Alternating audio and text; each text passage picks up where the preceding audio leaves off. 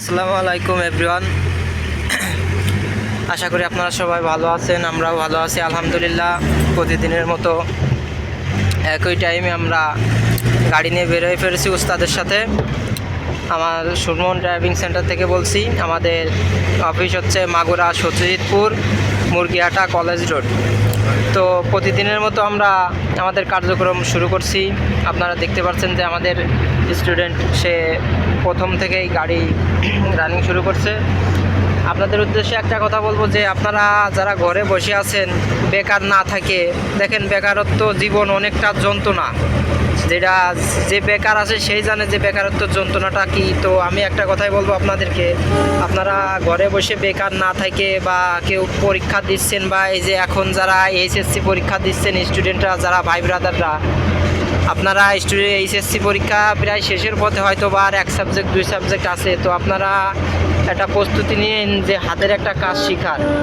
গাড়ি চালানোটা খুবই গুরুত্বপূর্ণ দৈনন্দিন জীবনে। দেখেন গাড়ি চালাতে আপনার কোনো পরিশ্রম বা সেরকম কোনো কিছুই লাগবে না। আপনি শুধু উস্তাদের কমান্ড অনুযায়ী নিয়মিত আসবেন এবং উস্তাদের নির্দেশ অনুযায়ী সব কিছু ফলো করবেন। আর আমাদের এই গাড়ি হচ্ছে ম্যানুয়াল গাড়ি, 6 গিয়ারের গাড়ি, 10 সিটের নাবানা গাড়ি।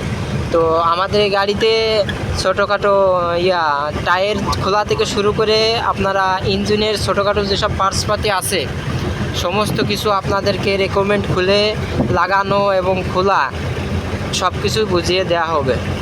তো একটা কথাই বলবো, আপনারা যারা ঘরে বসে আছেন বেকারত্ব না থেকে নিজের জীবনে কিছু একটা করার সিদ্ধান্ত নেন।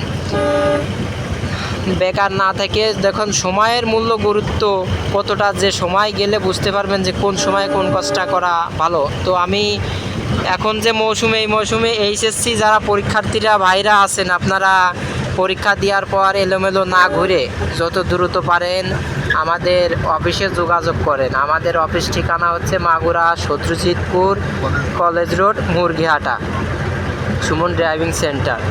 আমাদের চ্যানেলে নাম্বার দিয়ে আছে, ফেসবুক পেজটি ফলো করবেন, ইউটিউব চ্যানেল সাবস্ক্রাইব করবেন এবং টিকটক চ্যানেলটি লাইক দিবেন। তো সবাই ভালো থাকবেন আর যত দ্রুত সম্ভব যোগাযোগ করে আমাদের সাথে সুমন ড্রাইভিং সেন্টারে ভর্তি হওয়ার জন্য অনুরোধ রইল। আশা করি সবাই ভালো থাকবেন, দোয়া করবেন আমাদের উস্তাদ যেন সুস্থ থাকে, আমাদেরকে ভালো প্রশিক্ষণ দিতে পারে। আল্লাহ হাফেজ।